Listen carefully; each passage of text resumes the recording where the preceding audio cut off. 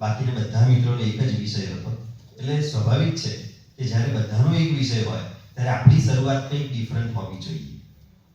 હું ઘણી વાર સ્પર્ધામાં એમ પણ કરતો કે આગલા મિત્રએ જે રીતે શરૂઆત કરી આપણે એના કરતાં એકદમ બદલી જ કરવાની, તરત જ બદલાઈ જાય એવું પણ હોય. એટલે ઘણી વાર પેલું થાય ને, પેલું આપણે 2-3 વખત વાદળ આવ્યા પછી વરસાદ ભેગા થઈને વરસાદ કર્યો, એ વક્તૃત્વ માટે એવું ન હોઈ શકે. વક્તાએ ઇન્સ્ટન્ટલી જરૂર લાગે, કારણ કે યુટ્યુબની બેઠી જ્યારે સ્ક્રિપ્ટ બોલાતી હોય ત્યારે એમાંથી આ પરિવર્તનો આપણે કરવા જોઈએ એવું મને લાગે છે. ઘણી બધી બાબતો છે એની અંદર. સૌથી પહેલાં તો વિષય જ્યારે આપણે મૂકીએ છીએ એ વિષયની પ્રસ્તાવના મૂક્યા પછી બીજો ટોપિક આવે વિષયની વ્યાખ્યા કરવી.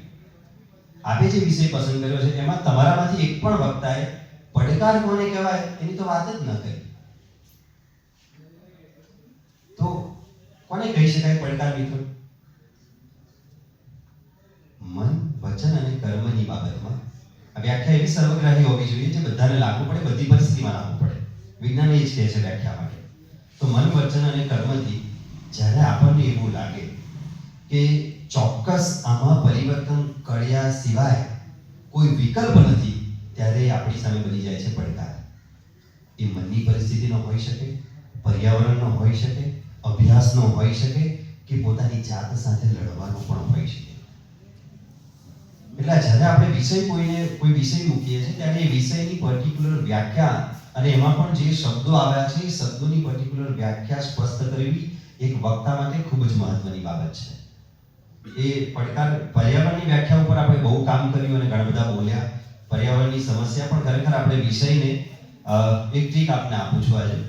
કોઈ પણ વિષયની જ્યારે આપ તૈયારી કરતા હો ત્યારે એ વિષયને ઓછામાં ઓછો 10 વખત વાંચવો, મોટેથી વાંચવો. કેટલી વખત વાંચવો? 10 વખત. જેનાથી આપણને ખબર પડશે કે આપણે ખરેખર બોલવાનું શાના ઉપર છે. હૃદય પર હાથ મૂકીને કહેજો, તમારામાંથી એવા કેટલા વક્તા હતા જેણે વિષયને 10 વખત વાંચ્યો? Okay, good. આખી સ્ક્રિપ્ટની વાત નથી કરતો, માત્ર ટાઇટલની વાત છે. તો જેનાથી આપણે જે આઉટ ઓફ ટ્રેક થઈ જઈએ છે એ ન થાય અને આપણા વિષય ઉપર આપણે વધારે કટિબદ્ધ બની શકીએ. આમ તો મેં નામ સાથે બધાની ખામીઓ લખી છે, પણ કેટલી ખામીઓ છે. તમે જ્યારે કોઈ કહેવતનો ઉપયોગ કરો છો, કોઈ કોટેશન તાકતો છો, તે સમયે પણ તેન ત્યક્તેન ભુંજીતા, ત્યક્તેન આવે, પછી કશ્ચિત આવે, કંચિત ના આવે. એ શબ્દો આપણે ખાસ ધ્યાનમાં રાખો.